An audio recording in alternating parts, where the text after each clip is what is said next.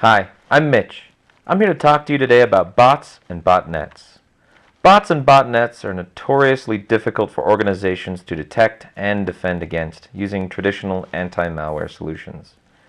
In a botnet, advanced malware works together toward a common objective, with each bot growing the power and the destructiveness of the overall botnet. The botnet can evolve to pursue new goals or adapt as different security countermeasures are deployed. Communication between the individual bots and the larger botnet through command and control servers provides resiliency in the botnet.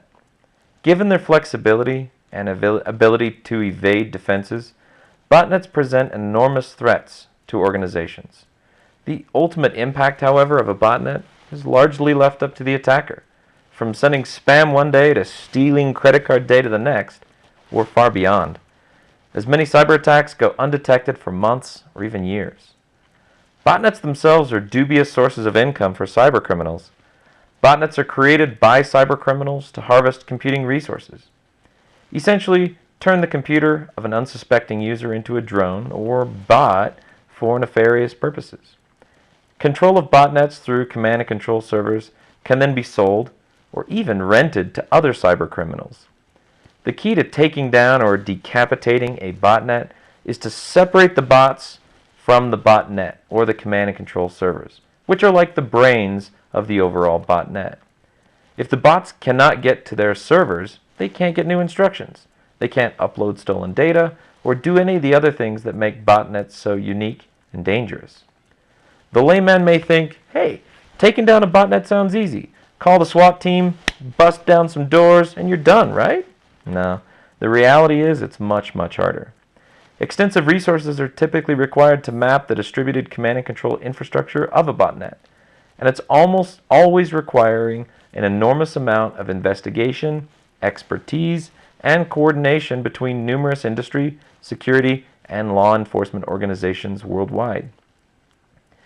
Disabling command and control servers often requires both physically seizing the servers and taking ownership of the domain and/or IP address ranges associated with the servers. Very close coordination between technical teams, legal teams, and law enforcement is essential to disabling the command and control infrastructure of a botnet.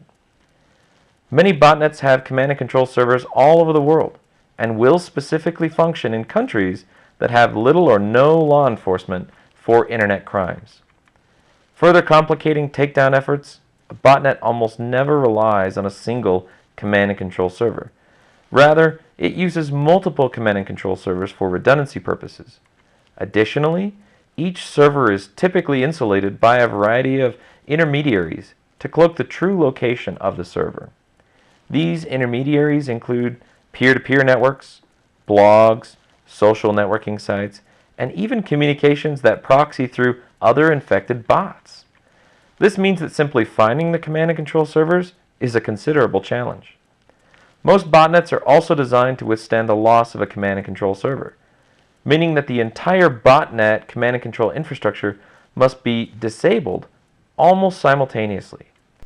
If any of the command and control servers are accessible or any of the fallback options survive, the bots will be able to get updates, rapidly populate a completely new set of command and control servers, and the botnet will quickly recover.